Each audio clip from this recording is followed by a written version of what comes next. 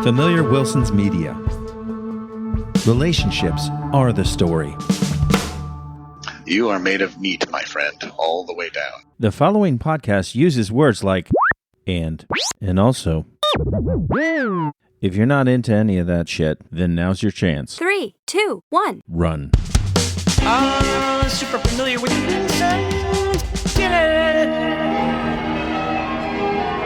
Welcome to Super Familiar with the Wilsons. I'm Amanda.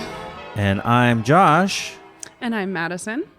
And this is the podcast with some people on it talking about Marriage 2.0. You said you weren't going to screw it up this week. No, I totally got This in is my the head. podcast about Marriage 2.0 with children and all the side quests. I gotta stop. Every single week we say the same thing. Gotta stop thinking about it, I think, or have it written down. We welcome Madison here today. Thank you for joining us. And Madison used to work at a funeral home, so we're going to talk about death.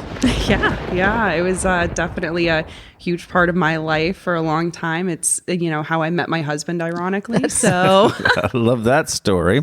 But before we talk about that, let's talk about our visit to the farmer's market this morning. Yes, we went to the farmer's market. Have you been to the Hale Farmer's Market? I have not. I absolutely love going to the farmer's market. So definitely interested. What'd you guys do?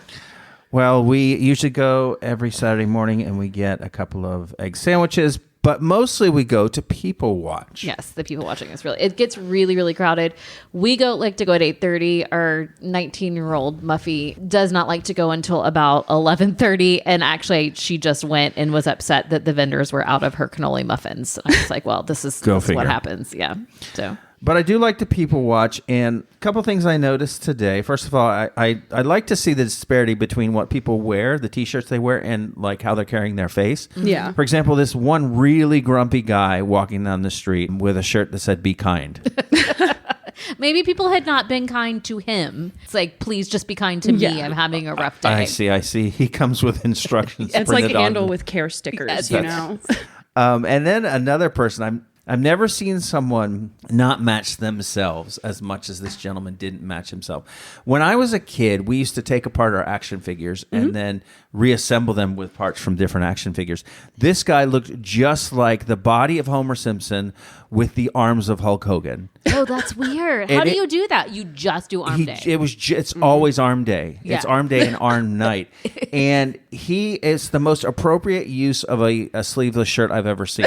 That's so interesting. Good for him that he's putting in some effort. Like, Yeah. I match all over. Yeah. And I wish I didn't. As do I, yeah. I would go for some Hulk Hogan arms on this Homer That's Simpson a lot body. of commitment to just one very specific area. I'm like, I think I would get bored after a while. Yeah. Maybe he has a job that requires him to just be That's really true. ripped. Lifting, just lifting things though. Yeah, but just lifting things with his arms because there's That's right. no chest action even. It's just arms. Like, I don't know what you need to do. That was that guy, and if you want to go see him, Hale Farmers Market Saturday mornings. We go every Saturday. I've not seen this gentleman. Yes, I count myself lucky. Haven't I seen just him. go to see all the dogs.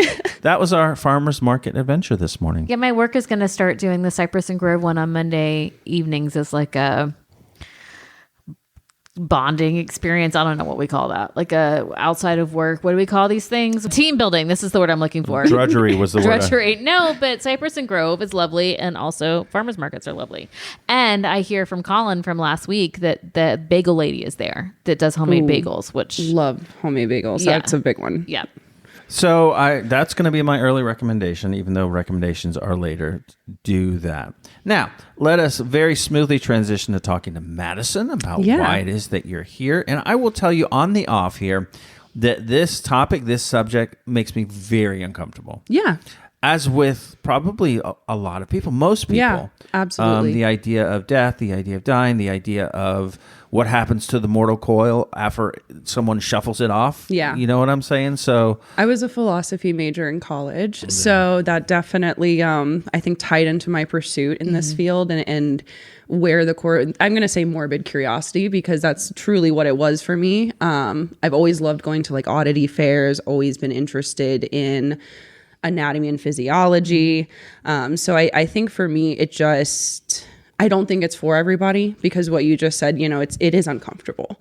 And so often you are helping people process such complicated feelings, and almost always acts like a mirror, and you have to be okay sitting with yourself in those moments. And that was what was really hard, was the self-reflecting aspect of this job, because it makes you self-reflect a lot. I'm sure. Okay, so the job was... So I was a funeral attendant and an embalming tech, or an embalming assistant. I kind of fell into the work because, like I said, I always had a bit of a morbid curiosity. I've always had weird pets, always loved... What's that mean, weird I have pets? questions about weird pets. So I've had spiders. I currently have 2 tarantulas. I have a Sudan plated lizard, and I just last year lost my python. Oh, wow. Oh. So I had him for 7 years, but he was a rescue. So he was already 14 when I got him. So I was really grateful that I got that time with him. And Is that an average lifespan for a python? 25 years or so. Yeah. So the reptiles are a long-term commitment. You know, I've had my lizard since I was a young teenager, early middle school. Oh, wow. And he's still with me. So he's been on many adventures with me. Listen, I grew up in Miami. I'm well aware of people not understanding the commitment. Oh, yeah. The long-term commitment, and taking their pythons that they thought that they would have forever after a year and dumping them in the Everglades, and now we have problem. Yeah, a big it problem. is. Yeah, I lived in South Florida for 5 years, and it's the invasive species problem is real. A lot of places won't even sell iguanas anymore because it's become such a problem. But I always felt myself kind of drawn towards animals, towards pets, things that people would say to me, oh, that thing doesn't love you back. So people would say, oh, your lizard, it's a reptile. It doesn't have that center in its brain. It doesn't love you back. People have such a hard time with the concept that I love things to love them. I don't do it to get love in return. So that was, I think, something a lot of people kind of didn't get about the funeral industry, is it's a lot of outpouring of love without an expectation in return. Give us your typical day. On my day-to-day, I did a lot of transportation. I was a removal technician as well, so I would go in and after someone died. We did have a third-party company that helped. They just would not do decomposition, which is something that I did. I told him I'm an expert at getting out stains. Wow. I mean, I saw some pretty graphic things going into people's homes. I still am freaked out by like hoarder homes and, you know, piles of stuff, because I did have a pile fall on me in the removal process. This woman had unfortunately passed away in our back room. And so that's, you know, it was really hard on the family. It was hard on us as technicians. Our third party company wouldn't go in and do it. So on a day-to-day for me, I spent most of my time in the back of the house. I would come, you know, rocking in my jeans and my band t-shirts into the back. I always wore rubber boots to work because you can hose them off, and I'd go into the morgue. I'd be with our head embalmer. Sometimes I would get pulled to do services, depending on what day of the week it was, what we had going on. During COVID, obviously, we had a lot of less services. Sure. There was just not people gathering for that. So I think at that point was when I was really just, you know, I hate to say the phrase, but balls to the walls in the back of the house. You know, that's what I was doing. We had a pop-up morgue. We were always at capacity. It was grueling work, but I found it so rewarding that it was worth it for me. I don't think that I tell people, I'm like, I don't recommend it, but it was a very life-altering experience. So when you were working, especially when you were embalming and you were working with, you know, with directly the deceased, did you find it in any way sort of like a way of honoring this person or a way of helping to continue to care for them after they had passed? Yeah, I was kind of the resident nutcase because I spoke to everybody like they were still very much alive. I would say, you know, hi. I'd introduce myself to them when I'd pick them up. I'd explain to them where I'm taking them, and the entire process, no matter what I'm doing, I'm talking in that person's ear. I love that. It was very, very important to me spiritually. I have a very complicated spirituality because I have 3 generations of witches in my family. Oh, how cool. My grandmother's side, they were, you know, in Appalachia. So there's a lot of spirituality there. Yeah. So for me, it was very critical that every person was treated with love and dignity and kindness. And as I said, you know, right before we started, it is easy to get jaded in that line of work and to kind of put up the white wall, so to speak. But when you feel yourself doing that, I would always try to recenter and refocus on why I'm doing what I'm doing. When you started, before you were used to it, like what was that like? I mean, surely you came across situations for the first time where you were just freaked out. It was usually when I saw something graphic. I will tell you, I'm the world's safest driver. If I had one piece of advice, never tailgate a semi, whatever you do in life. Wow. I saw a lot of things that were traffic accident related. And those were really hard because it almost always felt like there was no rhyme or reason. That was when you would see younger people. That was what really got me. I never was able to work with children. That was just my hard cutoff point. I just couldn't do the babies or the children. That was a hard line for me. And there are people that are very talented, and I have immense love and respect for those people that do offer that care. I just personally couldn't do that. Well, I mean, I think it's important to know your boundaries though, too, right? Because that would have, compassion fatigue is real, but above and beyond that, that's just a line of so I work, I was a teacher for 20 something years, and I work with teachers, but I do a lot of trauma informed professional learning for educators. And I can only dig so deep into child abuse and things that are in it. And then it's for me, it's elder care, elder abuse and child abuse. I can't, those are spaces that are really, really hard to exist in. And there are people who do it, and they are incredible. Like you're saying, they are angels walking the earth. But it's important, I think, to know also what you're, because I don't think I'd come back from it. Yeah. I think it would. I really had to set that boundary for myself because like you said, it is so easy in that line of work. You want to extend yourself, especially when we were going through a pandemic. Yeah. Everyone on our team, it was a joke, but it wasn't. We would sit around on Fridays after, we had closed the funeral home, and we would pass around a flask and we would sit there and discuss. We have 18 services next week. Wow. Usually our funeral home at its busiest would have 5. Wow. So we were going and going and going. You want to help the team. Yeah. It was a really hard decision for me to come to, but I'm very blessed. My embalmer, the head embalmer I worked with, was brilliant and great at what he did and understood completely. I want to talk a little bit about embalming. So what does that entail? Embalming obviously is the process of preserving the body. So different chemicals are used in that process. We tried to do as minimally invasive as possible. I joke about I put different points handled caustic chemicals and things like that. But embalming fluid has come a long way historically from where it was basically cancer in a bottle for embalmers for a long time. My responsibilities were a lot of washing, cleaning, dressing, makeup, hair. And in very, very dire situations, I did help with facial reconstruction because you do have to have a lot of situations. You have to have 2 sets of hands. You have to be able to position the person. There's obviously blocks, which are kind of like a styrofoam pillow, I guess would be the way to put it. And that helps to a point, but you really do in some situations have to have just a second set of hands. So that's what I did. I was always under the supervision of our head embalmer, or if I was working a service, a funeral director. And I would guess that the family would give you pictures as reference, and then you would just do your best to. Yeah. I had a very strict policy about doing men's makeup. I will not put lipstick on men.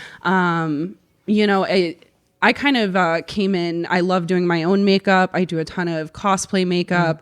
So I had a kit, so to speak, of makeup. But embalming makeup is actually different. Mortuary makeup. I don't know if you wear a lot of makeup, but it melts into your skin. The warmth of your skin plays a part in typical cosmetics. And that's what creates a more flawless look is that the warmth of your skin actually mixes the product. So obviously when you're deceased, you're not warm anymore. We've been keeping you in a fridge. The makeup we used is a wax base, and that was a definite learning curve for me. It was very different than applying my own makeup in some ways, and then in other ways it was just the same as doing my own. Oh, I wouldn't have thought about that. Did you have family members who wanted to do it or wanted to do hair or come to do makeup? And is that a space that they're allowed to, or no? Yeah, we would have we had a preparation room that was separate where we would be handling the biohazardous material because you do have to get rid of people's blood and things like that. So we had a room for that. Yeah. But then we also had a very clean, sterile room where we would do dressing and casketing. So the families were welcome to come in and do their own loved one's hair and makeup. I jokingly say this, but it is very dead serious. Dead bodies are not dangerous. Yeah. There's actually almost no diseases that can survive when you die. Your immune system is incredible. And when you take your last breath as just this final act of love, your immune system fires everything it has. And almost no known diseases can survive that except for like Ebola. Oh, wow. Okay, so it's like very, very contagious, highly evolved diseases can. But most of the time, once the person passes away, you can hold their hand, you can kiss their face, you can be with your loved one. There isn't a switch that got flipped when they took their last breath that suddenly made them unsafe to be around or to touch. Yeah. So there is an embalmer out in LA named Caitlin Doty, iconic in this field because she does YouTube videos, but she's also revolutionary in this field and has introduced a lot of new technologies. She always says death is not an emergency. And I love that. It's true. When someone has taken their last breath, the worst thing that could happen has already happened. Yeah. You don't have to rush anymore. There is no emergency.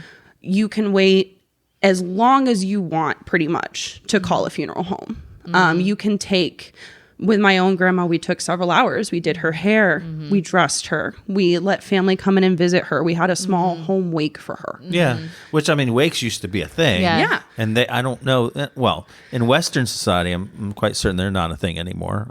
You know, I think it's so interesting that you talk about the home wake going away because there's a very specific point in American history where that happened. And it was actually during the Civil War. So in the 1860s, at the time, the standard was you would have someone in your home for 3 days. There'd be a family. You'd have pallbearers. They'd take them to the cemetery and the whole family would be there for 3 days. What happened during the Civil War is for the first time, we had a need to preserve people on an everyday basis. Up until then, true embalming and preservation was kind of saved for royals. A great example would be Vladimir Lenin. He was actually preserved and kept on display for 93 years. Oh my in gosh. Russia. I thought you were going to say 93 days. And No, I was yeah, like, I knew no, I that. didn't know. Yep. That's a long time to look at someone. He had a team of scientists and embalmers that were dedicated to just preserving him. Specifically. Wow. Like, is it the thing that you have to like continually do? Yep. Yeah. So they would give him special baths, and exactly what concoction of formaldehyde they used is top secret. I kind of joke with embalming. You'll hear a lot of like, it's top secret. He had a secret embalming fluid. Embalming up until then was kind of saved for the elite. It was costly. It used a lot of resources. But then during the Civil War, you had people dying over the Mason-Dixon line. Yeah. You had people that were from Georgia, North Carolina, and they were dying up in the Northeast. Yeah. So all of a sudden we had a need to preserve. Oh, and it's kind of tacky. But embalmers used to walk around behind battlefields and they would have deceased soldiers on display to show off their works. Oh, wow. One of them notably had the same gentleman with him for like 5 years. He just carried this guy's body around with him during the Civil War to show off his embalming techniques. Wow. So yeah, it was a very tactless art when it first started in America. So, like for this guy though, do you change his outfit every week? You got to keep up with the latest fashion trends. Yeah, so it really depends, and I think it's so funny because the most extreme example of embalming that I know of that is used in a regular practice is actually a group of people that are a tribe in Indonesia. And every year they exhume their loved ones, take them out of the grave, and they will have them in the home with them for some months, sometimes years, depending on the circumstance, because they're waiting till they have enough money to have this giant, elaborate funeral service for the person. Oh, wow. So one gentleman grew up with his grandma in the home, And one of his first memories is sharing his bed with her. Oh, wow. No. It's like a rose for Emily. I don't know that reference. It's a short story about a man who keeps his wife's corpse. And that's based on a true story. Yeah. That happened in the Florida Keys. And Henry. man did. Of course it happened in the Florida Keys. It did. Yeah. He was, and the saddest part is like, she wasn't his wife. She was a cancer patient that was getting treatment. He was not a doctor. He was a janitor there. Oh. And unfortunately, it's kind of like lost in translation exactly how this came about. But he started offering her experimental procedures and multiple times came on to her romantically. There's like a 30-year age gap between the two. She refuses his advances. When she passes away, unfortunately, from her cancer, she's young, and he offers to pay for a mausoleum. The family agrees. Turns out he has a key to the mausoleum. So right after she was put in it, he took her out, brought her back to his house, and then lived for 3 years in undead marital bliss before the police found him. Oh, no. I think I have actually heard that story on probably some sort of murder true crime podcast. It was William Faulkner. I don't know why I couldn't recall that, but yeah, it's yes, it's very yeah. Yeah. So embalming, there are like cases where, you know, culturally we are so separated from our death and we are so separated from the process that for us, this keeping the dead one in your home, letting them share a bed with you is so outrageous to us. But it really wasn't that long ago that we were having home wakes. It wasn't long ago that was the norm here too. But then during the Civil War, you had this industry start to crop up. Right. And like most things in a capitalistic economy, even after the war, when there was no longer technically a need for it, they started to push it. Yeah. So then they started to push misinformation, that it made it safer, that it made your loved ones safer to be around, that you are staying off decay. Decay for millennia has just been a part of death. It's just an inevitability. Like death itself, decay was just accepted as a part of the process. So whenever you had these men stepping in and saying, we're going to stop this natural process, to a lot of families, it felt like doing something out of love. It felt like I'm preventing this person from slipping away from me further. And they really capitalized on that to the point where pre-planning becomes massive. It starts to get pushed everywhere in the 1960s to 70s. Following the World Wars, we had that great economic boom right after World War II. So then the idea became, market this to soldiers as something you can do for your family. Well, if you know, soldiers get free services. That's something that they are given. And their immediate family, their spouse. But what about their children? So that's where the cemetery industry really became focused, is on the family plots. The mausoleums, the benches, you want to sell as many spaces as you can. Oh, I currently own plots that, I mean, like, as I was mentioning earlier, that my brother passed away when I was 11, and my mom just went ahead and bought up the row. Yeah. So, like, and that's what they were told to do. Yeah. I mean, that you had this professional that you really trusted, and not for nothing, but this is what my husband did for 11 years. So this is not a criticism of every person that does this for a living. You just obviously, when you're dealing with someone that's grieving, it's so much easier to be taken advantage of. Absolutely. Because you are not in the space to make any sort of, now I will say the one thing that when my mom was sick, I went ahead and pre-planned everything and prepaid for everything. Yeah. And that was because I actually, by that time I had lost both my brothers, my dad. Like, I've had so much death in my lifetime that I was doing it by myself. And so it was such, just a relief to me that when the care home called and said, and actually what they said was, your mom expired. And it took me a minute to figure out. I was like, wait, what? Because they called at like 4 a.m. and it was during COVID. So they were on lockdown. Like, no one, it was so comforting to me to just be able to say, call this person, and then everything was taken care of. And that's what pre-planning is supposed to be. Like, that's what it's for. Especially if someone has a diagnosis. I lost my father when I was 15, and even though he had cancer, he was very avoidant of his own mortality. Yeah. So there was not really instructions for me and my sister, she was only 17, I was 15. We didn't know what to do here. so And my sorry. parents, unfortunately, have been separated. So my mom didn't know what he would want. So I do understand pre-planning has a place, and it definitely, it can make somebody's worst day of their life easier. Yeah. Not having to make decisions and choices. And there's already so much you have to do when you lose someone, from getting the information for a death certificate. You know, I tell people all the time, I was like, you may know your mother's maiden name, but I promise you don't know your grandma's maiden name. Yeah. Yeah. And you might need that information depending on insurance and things like that.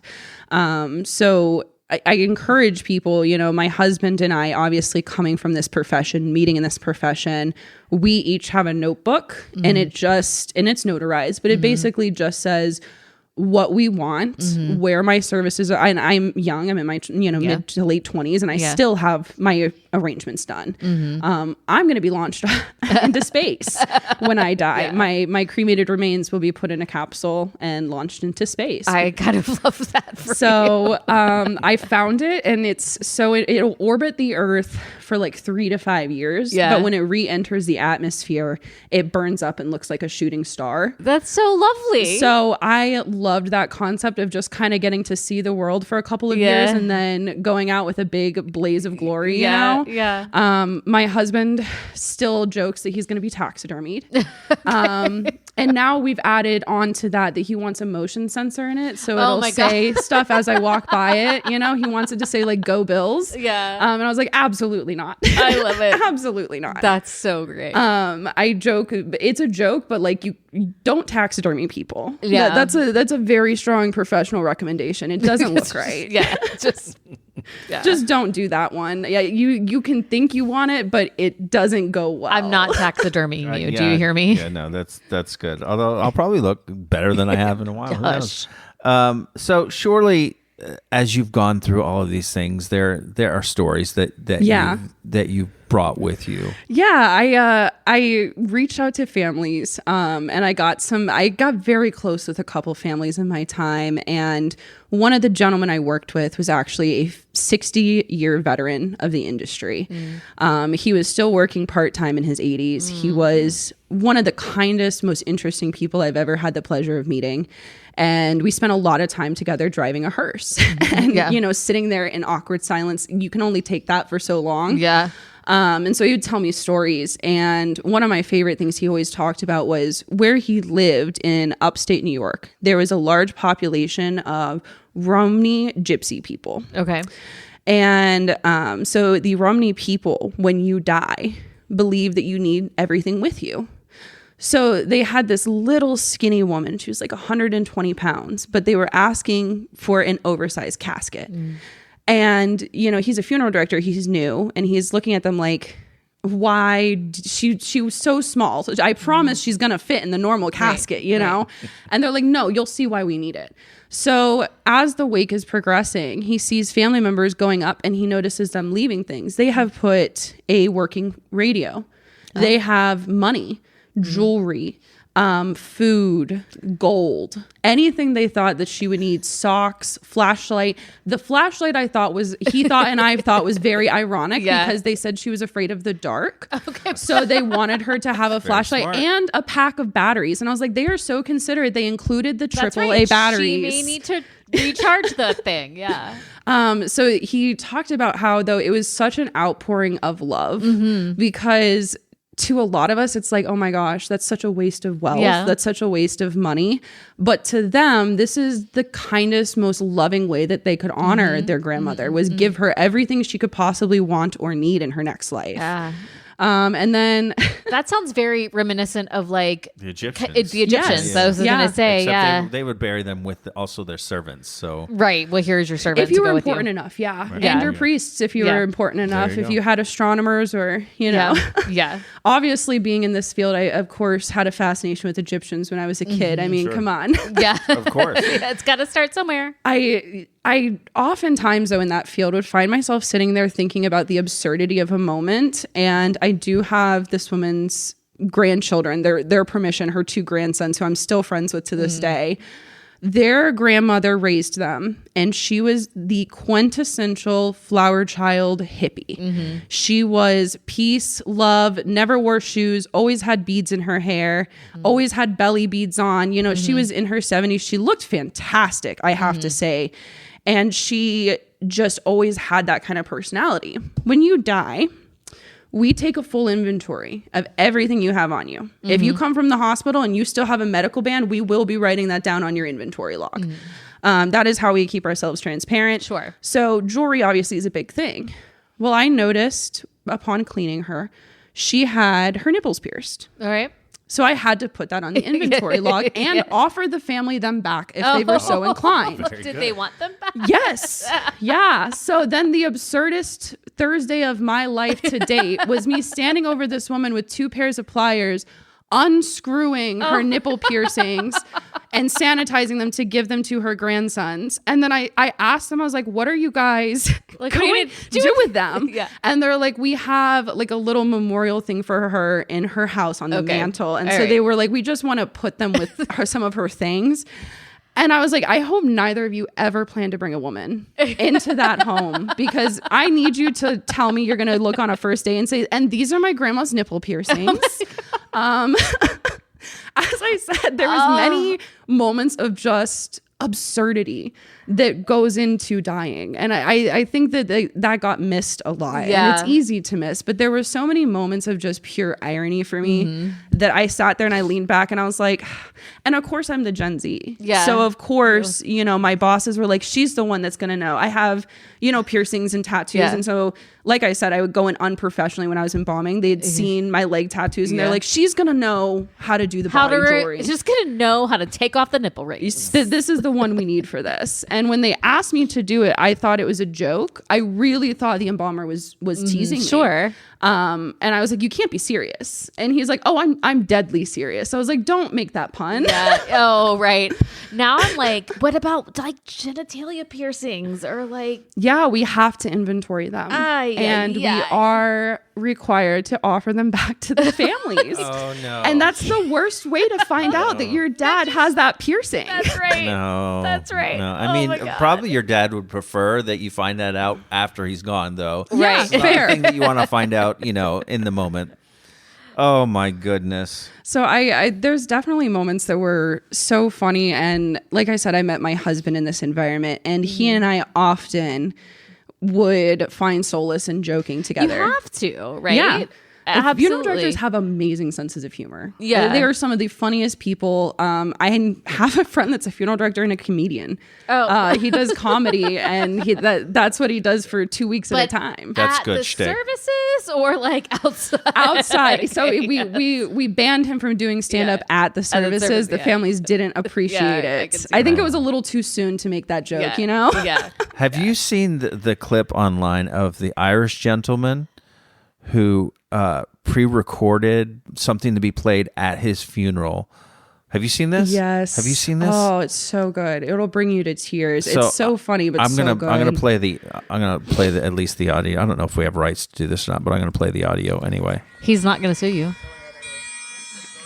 So they're Yeah. at the funeral, right? Yeah. Standing around the thing, and then all of a sudden they hear this pre-recording.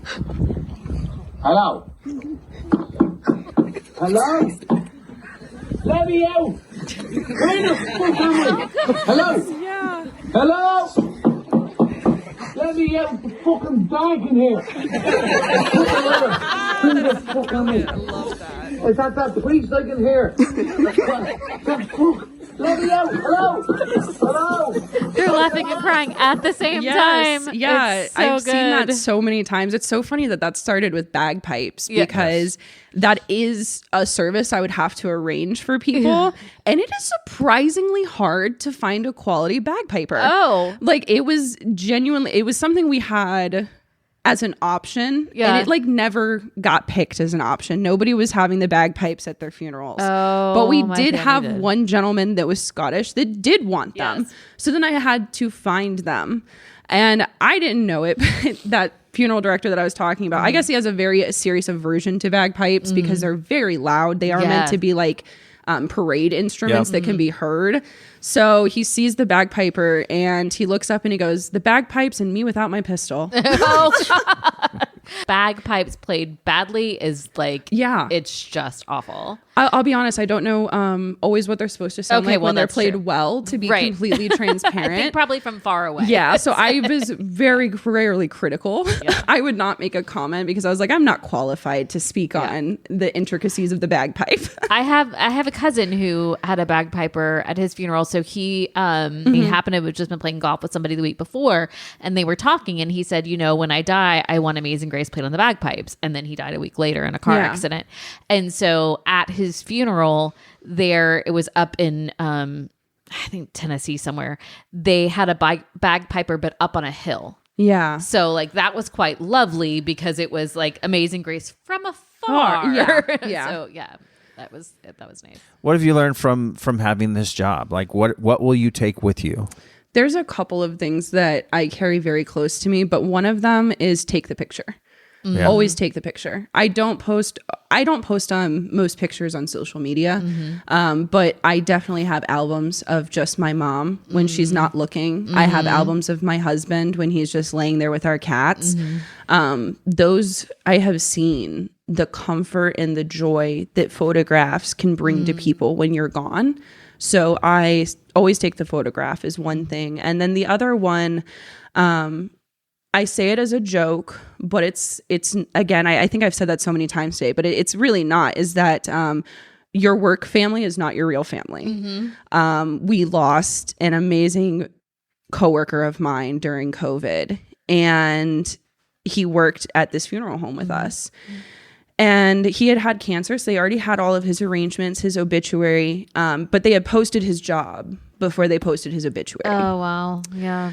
And it was a humbling moment that even in an industry that is so close and so aware of death, that they could be so tactless. Yeah. So I tell people, your coworkers, if something happened to you, they would miss you. And they would miss you and they'd feel your absence.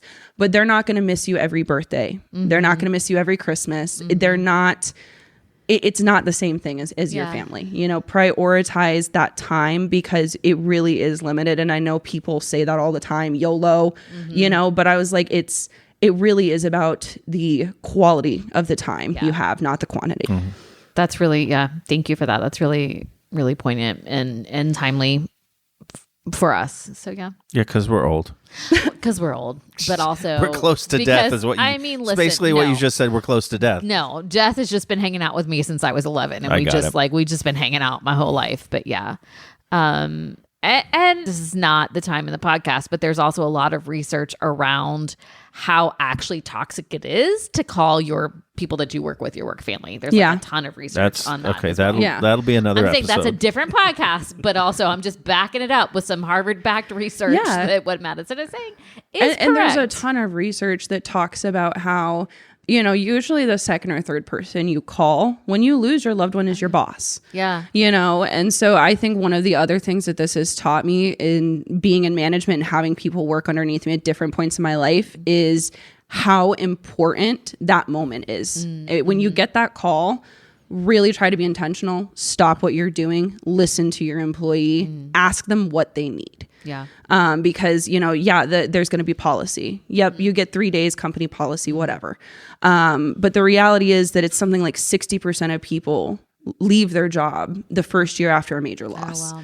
And a lot of that has to do with how that first moment and interaction is handled. So I encourage people, if you have someone that calls you and says, I lost my mom, or says, I lost my wife, be intentional. Take a minute and think before you speak, because you will define that employee's relationship with this company going forward. Yeah, that's a really important distinction, and one I don't think that I've heard before. Yeah. So yeah. I mean, the day my mom died, I was telling you on a break that my mom died, and we got a call at like 4 a.m. I got up the next morning and took a Zoom call because I mean, it was COVID, we were locked down, we weren't going anywhere, and I needed to kind of push through anyway. And, I just got on the Zoom call and they were like, how are you? I'm like, my mom just died. And like, everybody on the call was like, get off the call. Like, go, please. What? I was like, no, I need to be here. And we were okay. But they were and I will always be grateful, because when my dad was in long-term care as well, my sister called and said, and my dad was in Charleston, and my sister called and said, that they're saying like, in the next couple days, you need to come. And it was like a Thursday and I wasn't going to go until Saturday. And my supervisor was like, you need to go. Yeah. Because if you don't, you'll regret it. Like, please go. And we got there and my dad died a few hours later. So had she not have said, you need to go. Yeah. And that's a moment when that leadership was life-changing for you. Yeah. And I know it's so easy if you work like in, say, a retail setting to think this is just clothes. Yeah. But you also have to remember you work with people and human moments happen. And when it does happen, you can choose kindness and you can choose intentionality and you can choose to give that person that moment and that time. Yeah. Well, thank you, Madison. Thank you so much for having me. This has been such a lovely conversation. Okay, well, we're not done yet.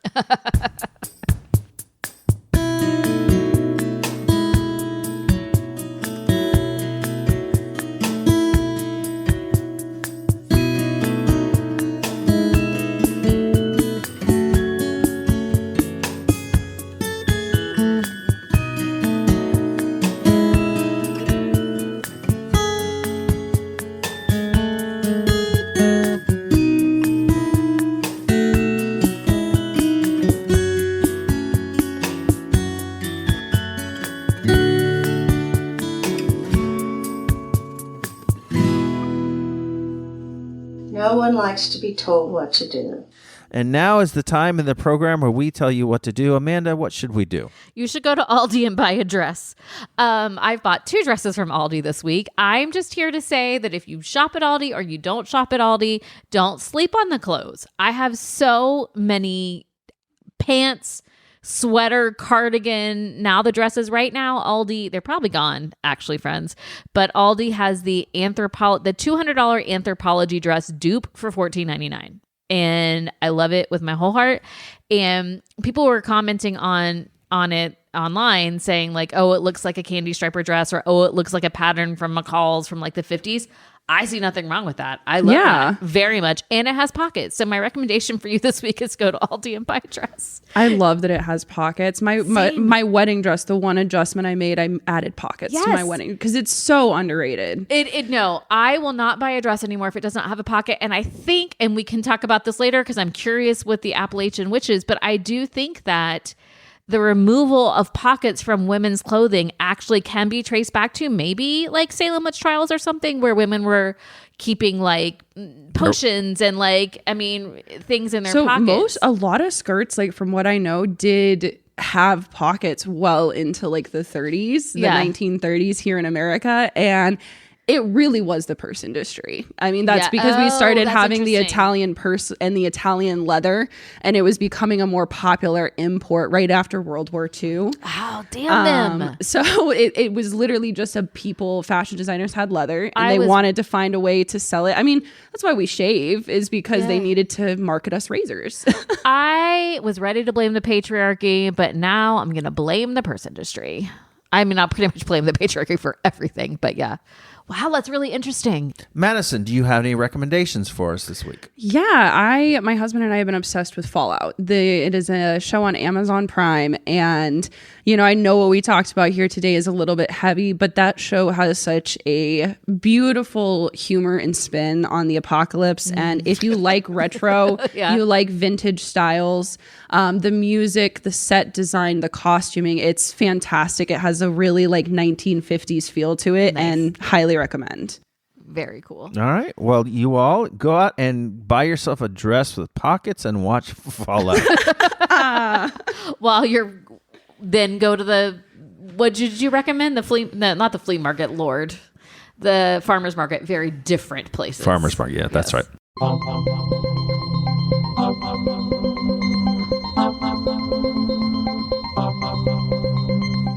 All right, Amanda and Madison, that's all there is. There is no more. What'd you think of that mess?